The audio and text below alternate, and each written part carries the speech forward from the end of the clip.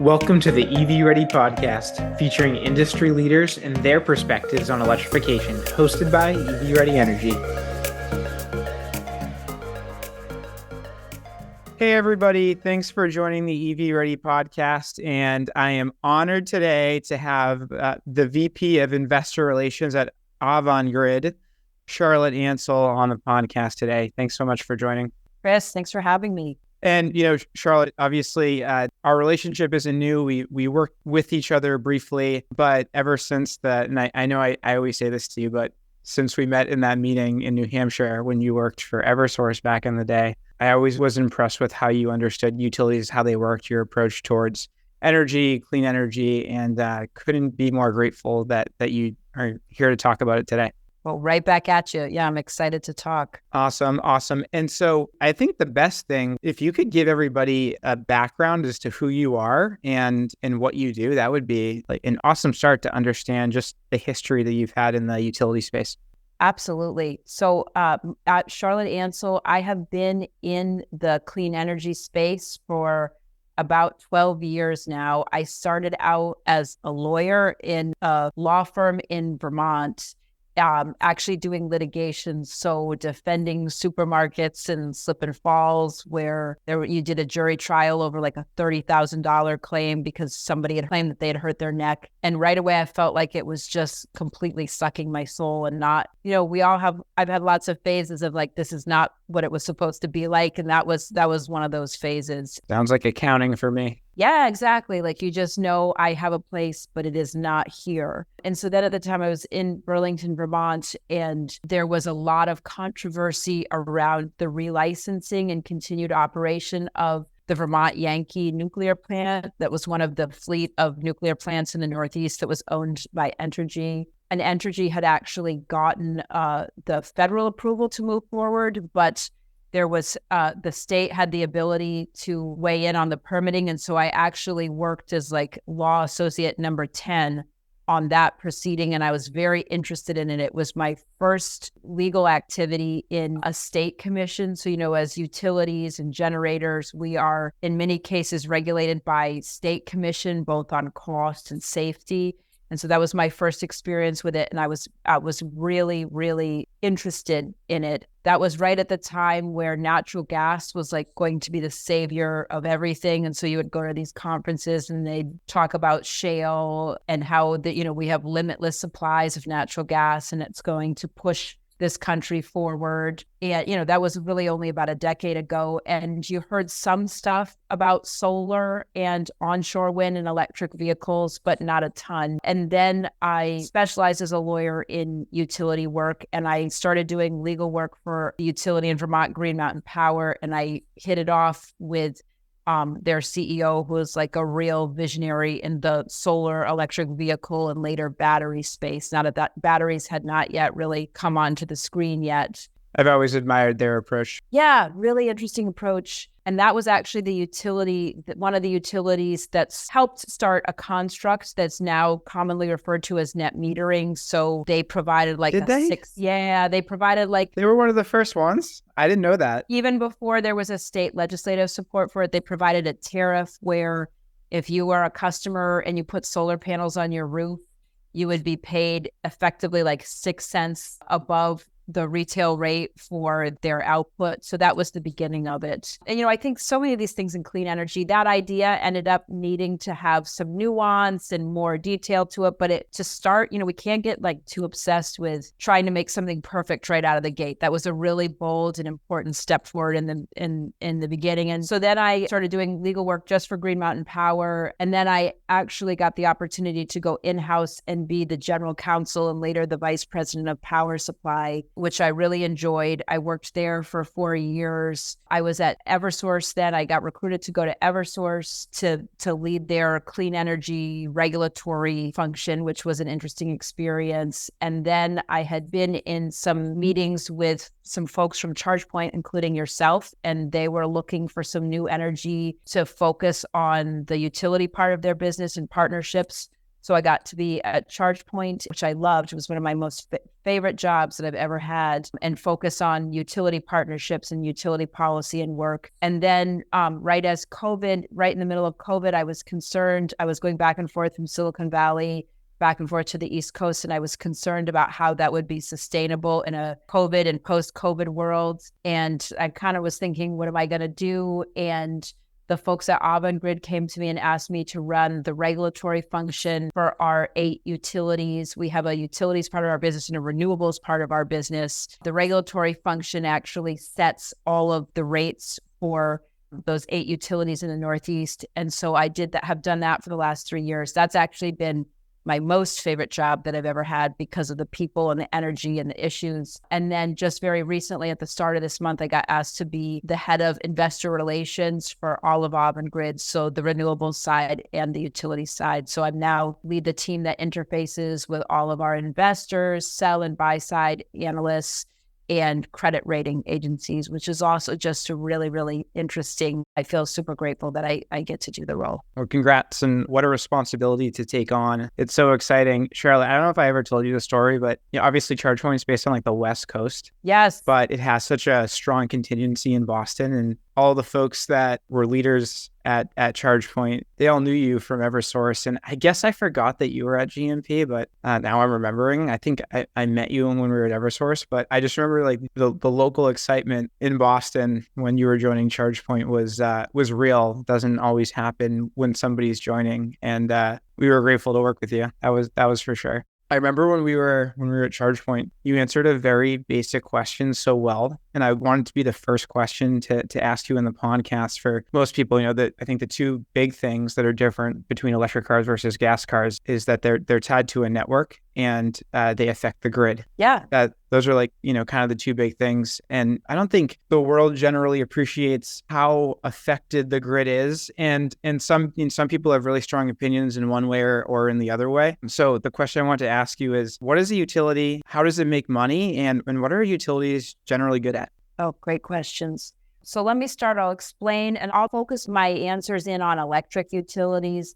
There are also natural gas utilities, and most, but not all of the principles that I'm going to describe also apply to them. So in the United States, we have evolved and have had effectively the last 100 years exclusive franchises on the distribution and transmission components of the electric grid. So distribution being the poles and wires that you see in front of your house, that in many cases you have a line going right into your house that delivers electricity through a feed and powers your house. Transmission being the really big 3-arm, as big as 345 kV, in some cases, in some parts of the country, larger electric infrastructure that moves very big amounts of power that can ultimately then be transported into the distribution side.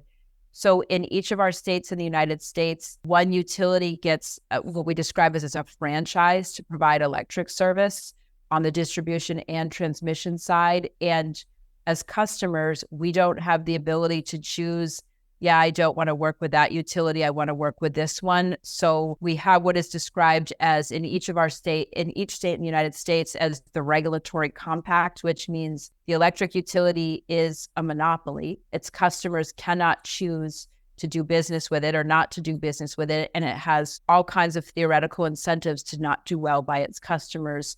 So therefore our costs, so all of the costs that we deliver to our customers and the quality and safety of our service are regulated very intensely by our state commissions. And then on the transmission side, just think in most cases regulated by FERC, in some cases FERC and also the state. So that's how utility regulation works. So that's really what utilities do. And in some cases, but nowhere in the Northeast, but in some cases like in the South and in parts of the middle of the country, utilities are also able to own generation. So like where I started out in Vermont is the one exception in the Northeast. Green Mountain Power can actually own solar, onshore wind, peaking facilities. That is usually not the case. That's why like in the Northeast, you get your Eversource bill and it's a poles and wire bill. And then you get a separate charge for your supply because that is the concept known as deregulation. And that came out in the 80s. It was this idea that if you introduce competition into the markets with respect to generation, that you would drive down costs.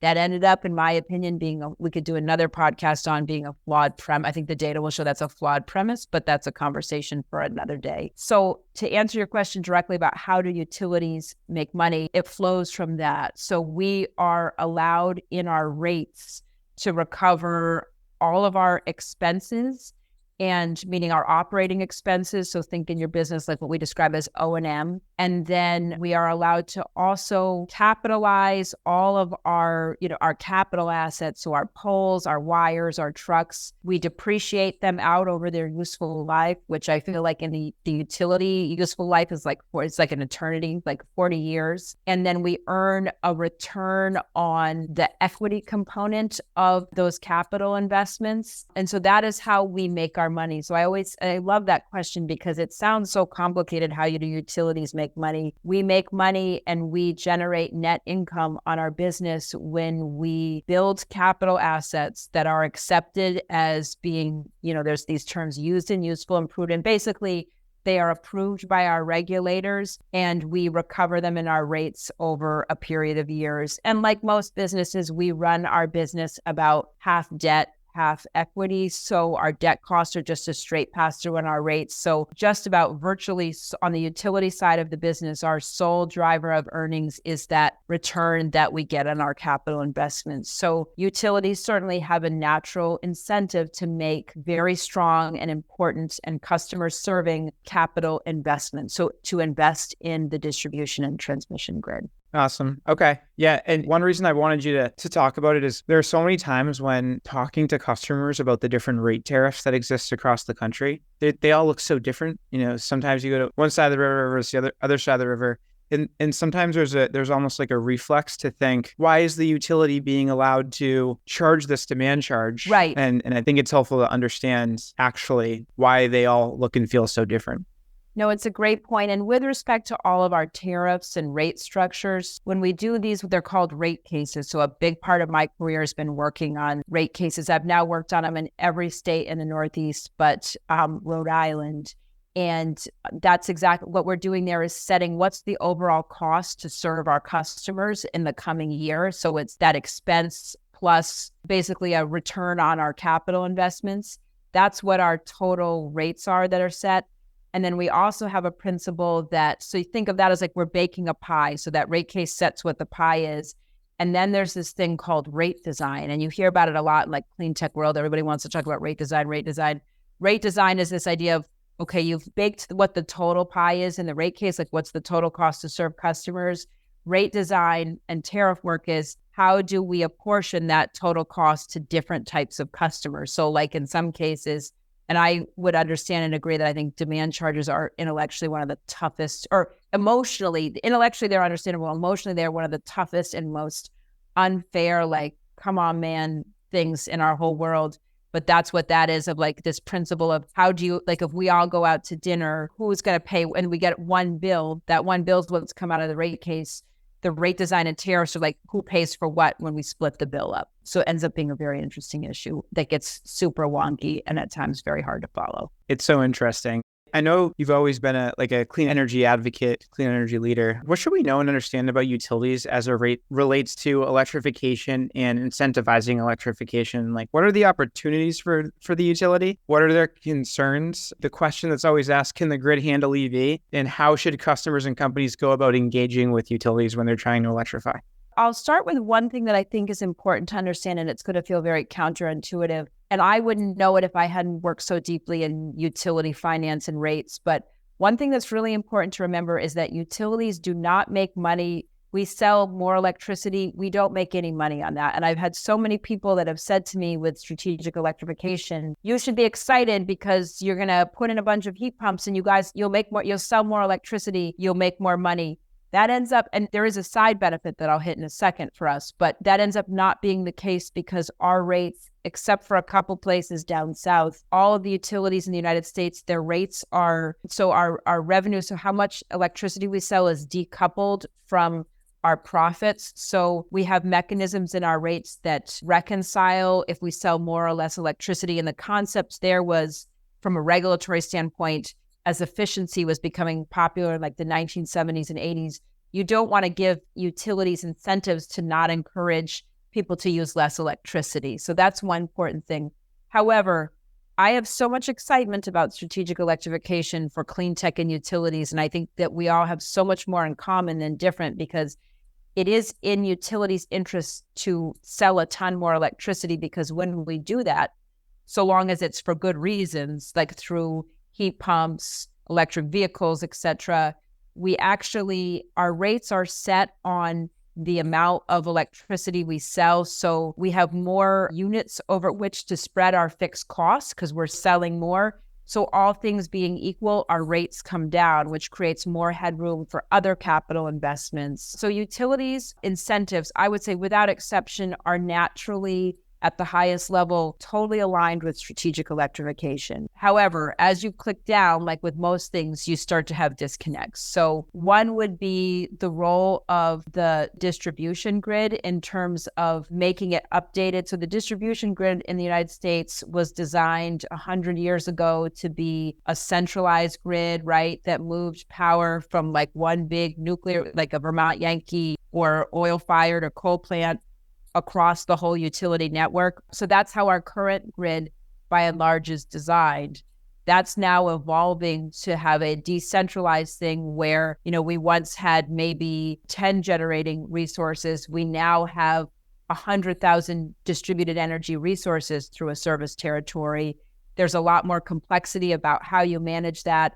And the utility has the responsibility to manage the grid such that electricity and actual electricity generation, so electricity flowing through it and demand for that electricity are 24/7 perfectly balanced, which is pretty hard. So you have to do a lot of planning and real-time monitoring to make sure. It's really easy to mess that up. How big is the team that's making sure that it's balanced all day? It's a very big team. So we call that like a dispatch, generally speaking, like a dispatch center that runs through our operations folks. And that's why if you drive by any big utility office, or we call them district centers, you'll see cars out in front like 24/7, because those dispatch centers need to be constantly staffed. And then, of course, if there's a storm or outages or something rolls through, it can become very manic there for them to manage it.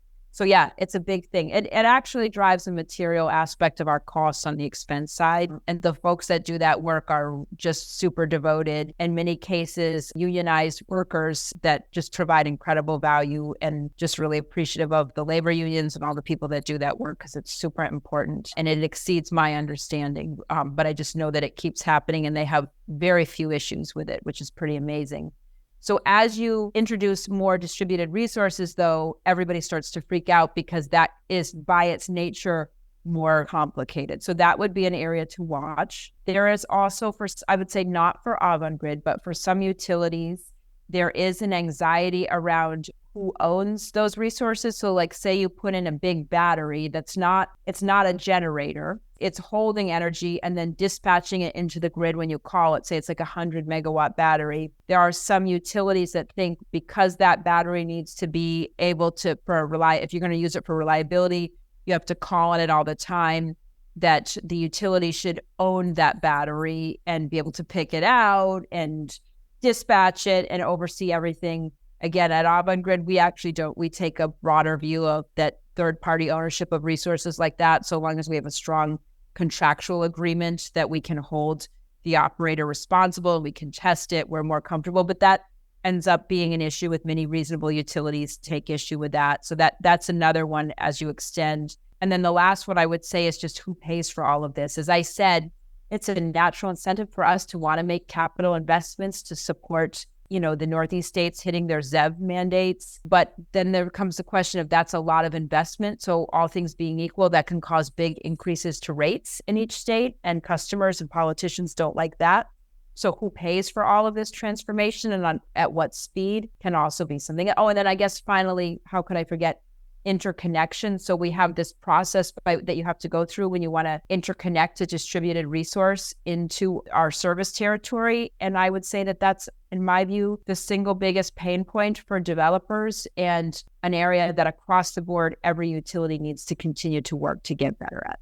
It's so complicated. I guess that's why we enjoy being in this industry. If you don't mind going back to the decentralized grid piece, to your point, some areas of the country look at this very differently. I think battery storage is, for some utilities, it's an opportunity. For some, it's a challenge. Actually, it's probably that for everybody. It's just how they go about that opportunity and that challenge. How do you see, and maybe you could speak to either Avangrid or the utilities that you've worked with up in the Northeast that are pretty progressive. But what does the grid look like in 10 years? Yeah, I think that in 10 years in the Northeast, you will see the distribution grid substantially upgraded in two ways. One would be getting it ready for continuous dispatch of distributed energy resources. So there's this wonky term, DERS, that is used. So that could be an electric vehicle charger. It could be a battery. It could be actually solar panels on a rooftop that you call on to dispatch into a battery when there's excess. To do that, in some cases, we need a beefed up grid to be able to handle both increased demand on the system, so people using heat pumps and EV chargers, but also to be able to carry larger amounts of energy across the grid just because it's going back and forth. So you'll see improved substation and transformer capability for the grid. You will also see the grid hardened for increased storms as a result of climate change. You hear this all the time. You hear people say, well, the grid can't handle EV. And I know that's a complex answer, but when you hear that, what's your response? Totally disagree. It is true that as we have more electric vehicles, theoretically, the load, so meaning the amount of energy that electric vehicle charging pulls off the grid, if you had, remind me that you live in Massachusetts? Yeah. I'm actually not, I'm in Ipswich. I'm in a local municipality. Oh, I love Ipswich. Yeah, but I'm right next to National Grid. Yeah, so your town in Ipswich, say three of your neighbors get electric vehicles and they're all charging at the same time. That could theoretically be enough to pop a transformer. So there is work that we need to do to upgrade, but it's all incredibly manageable work. The thing is that it does require an increase in rates in the near term to make those investments. That increase in rates over time will more than be offset to customers by the benefit of all the electricity that is used. I also think make-ready programs are incredibly important to drive charging in like the first decade. Right now, most of the northeastern states have robust make-ready programs. Maine, which is a fantastic energy regulation state and very impressive commission. Right now, Maine is the laggard on that. Commission still has not really connected with the philosophy and need for make-ready. So it'll be interesting to continue to watch the state of Maine. But otherwise, we need to just continue to fund those programs. And I don't agree when I hear that the electric vehicle charging will shut down the grid. And I'm not aware of any examples where that's happened anywhere in the continental US. So I kind of think that's fear-mongering. Yeah. And, you've obviously been a part of a lot of these make-ready programs. How would you define the success of those programs that you've been a part of in the Northeast so far? The make-ready programs I would describe them conceptually as similar to net energy metering, or, net metering, where they provide early on incentives to drive adoption. What is different from net energy metering and EV make-ready and makes EV make-ready even a stronger natural incentive between the utility and the EV industry is there's a natural alignment because the utilities indirectly benefit when electricity sales go up, is because we don't make any money off that, but it does increase rates for all of our customers and it enables us to make more investments, gives us more headroom. So I would submit it's very strong from that. What I have heard in states where it's more advanced is there starts to be an interest in ramping down the classic EV make-ready, so level 2 in a public place, and start to focus on other not yet hit areas like medium and heavy duty charging, which in our view is still very much like a new frontier with a lot of investment. But I think that's exactly how it should go. It should be used to spark early investments and then move on to other areas of electric vehicle charging that are needed. How do you quantify, as you do these make-ready programs, it's obviously to help pencil projects to incent electrification, but as you can spread those kilowatt hours across an entire portfolio, how do you quantify as a utility how you get to the point where the private market can now make these investments within electrification without some type of a subsidy? Yeah, it's the same. And I would actually submit For EV Make Ready, there is no subsidy ultimately because in its early years, and I haven't refreshed this calculation in probably about 2 years, but the last calculation I saw of it, and I don't have any reason to think it would change. In its early years, EV Make Ready, every dollar of EV Make Ready capital investment that shows up in rates saves customers about $1.60 because of the benefit over time of the increased electric sales that will come from those vehicles. So I don't even think it's a subsidy. That said, it is sort of an upfront sharing of savings before they've actually been realized. So it's not like you just want to totally, burn everything down with that. You want to do it in a very careful way to make sure we don't give away too much and then end up having those assumptions be wrong. But that's what we've seen. Or make rates so heavy for everybody else while you're waiting for those increased electric sales to come in over a decade or in some cases 2 decades. But I do think we want to watch and see when we're doing something like that I would describe as like a special arrangement. Is it really needed to drive the market, or could the market happen on its own without that special arrangement? I'm not hearing anybody. In the case of on the solar side of net energy metering, you do hear from some constituents that the same level of upfront special arrangement is no longer needed, although I think there's arguments on both sides there. I don't ever hear from anybody, oh yeah, EV charging is in such a great place. Even I don't even hear this in California when I was working there. We don't need to worry about special arrangements to incent EV charging. Like, I think the market is still so early that it's needed, but that would be the dynamic you would watch. Got it. It's so interesting. Maybe I'm a nerd, but I just think this stuff is like fascinating. So cutting edge. I do too. That's why we're friends, I think. So is there a project that either you're doing or Avangrid is doing right now that you think is important to other regions of the country that they could do? Or is there something that somewhere else in the country is doing that you'd love to see in New York or New England?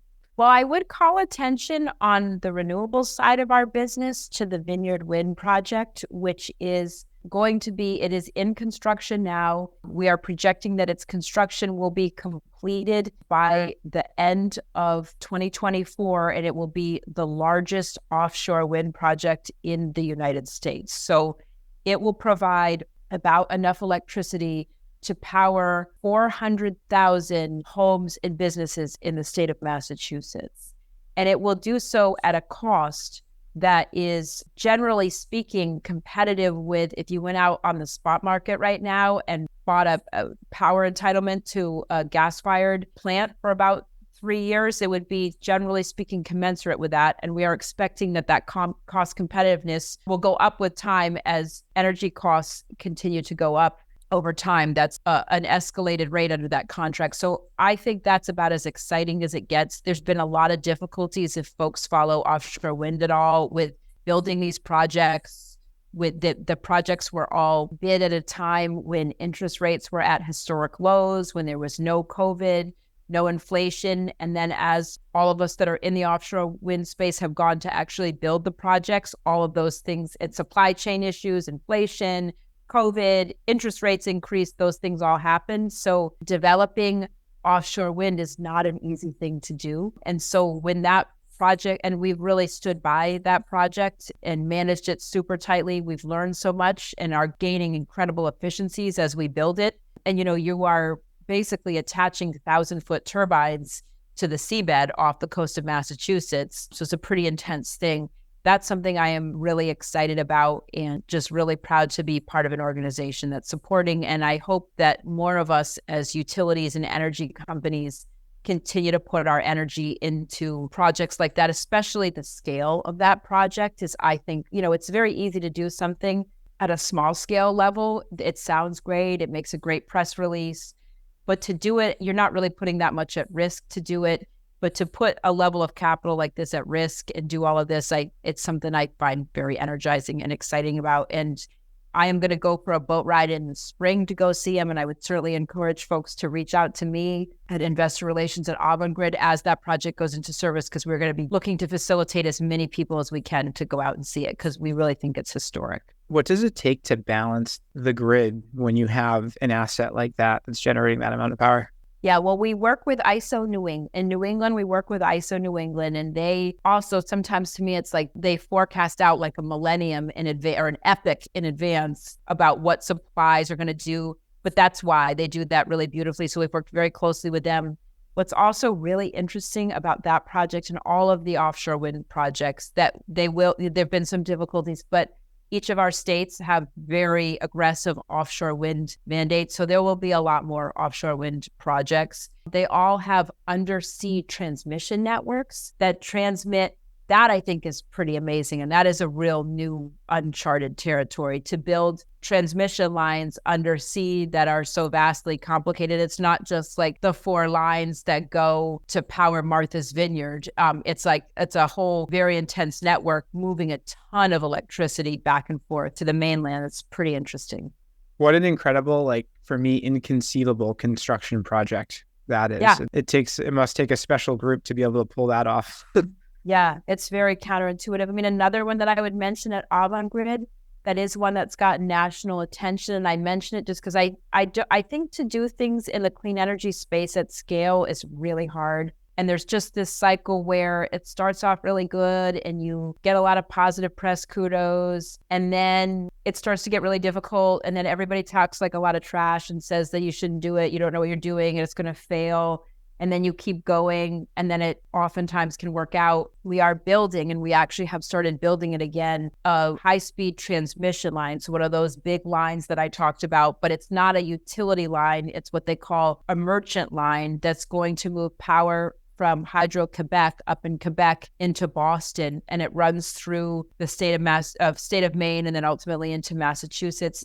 That was a very controversial project. You know, we do need large-scale transmission to renewables at a large scale. So we really want to have a zero-carbon grid. You need huge amounts of renewables, and you need some renewables that are 24/7, meaning they always show up. They're not impacted if the sun doesn't shine or the wind doesn't blow. And so we have been building a transmission project through there. We did have some difficulties in the state of Maine where ultimately the Supreme Court of the state of Maine came in and said, no, we do get to build the transmission project. We're continuing to work with folks in Maine to make sure and ensure and carry out our commitments that the project will provide value to Maine. That includes a ton of, and you may have worked on them, Chris, a ton of DC fast chargers. Yeah. That will be paid for by the project going through 95. But that's another one that was a really, really, really difficult project with a ton of opposition, including illegal opposition from NextEra Energy interference in a ballot initiative that actually just yesterday, NextEra got sanctioned and penalized from the Maine Election Committee for ethics violations. So that would be an example of one that's really hard, that it sounded really good in the beginning. Everybody's giving you a lot of praise and everybody says that you're crazy and it's not going to happen. And now it's very much the costs have increased to build the project because of all of the opposition and the time delay, but it will happen. And we're also really excited about that. You know, think of Hydro-Quebec as a battery for the rest of New England that we're really using to call on in times when wind and solar are not showing up. So we're excited about that project. And the people that have worked on that project are saints and they have worked so hard for such a long time. So also excited about that project. That's so interesting. Thank you for sharing those. This is my last question for you. So as it relates to electrification efforts, in my experience, I've kind of always viewed auto manufacturers, policymakers, and utilities as really the biggest 3 players. Like those are the ones that are making the cars, providing the energy, and creating the rules. And in my experience, I've always felt like there was opportunity out there for those 3 industries to sort of work together to electrify as quickly as possible. So I guess that's my question is, if you had advice for those 3 industries, what do they need to do together to move forward electrification as quickly as possible? Yeah, I think all ideas have to be reduced down into first principles, and you can always simplify something even really complicated. So I love how you did that. I would say, and I always want to be curious to learn about the other 2 constituencies that you described. I would say, and what they need. I would say that we have so much more in common than not. And I would also say, don't worry, the utilities are not looking to, I remember when I was at ChargePoint, there was dialogue about, the utilities are looking to own all of the actual chargers. That is not the case. And I think history has now really shown that. So we want to be supportive and partners in all of it. To the extent that we can make capital investments to support it, we want to do that. And beyond that, I would say, keep working it. I think it's very helpful when their policymakers create statutory goals with certain timelines that the utilities and the automakers and the charging industry have to all work together to hit on a state-by-state basis. I think that's when you see some of the best outcomes. So I would encourage policymakers at the state and federal level, put really aggressive, bold targets, put them in a statute, and put a date by which they have to happen, because that tends to drive the best outcomes from a utility policy, auto charging infrastructure, because you have to get it done. You don't have a choice. So I would say put that in statute, make it a really aggressive goal, and put a date certain by which it has to happen. Got it. And you're thinking like some of the ZEV state mandates would be a good example of that? They would, although I'd like to see more teeth in some of those mandates, because my understanding is in many, if not all cases, we're behind on those as states, and would like to even see more things to cause anxiety if they don't happen. I do understand that some policymakers would say, well, that's been the auto industry takes a long time to bring vehicles to market and there's just not enough optionality. So I think there can be good reasons, but the more you can cause anxiety around making sure that a really aggressive clean energy target happens, or there's going to be a bad consequence to the other participants, that can also be really helpful to drive action.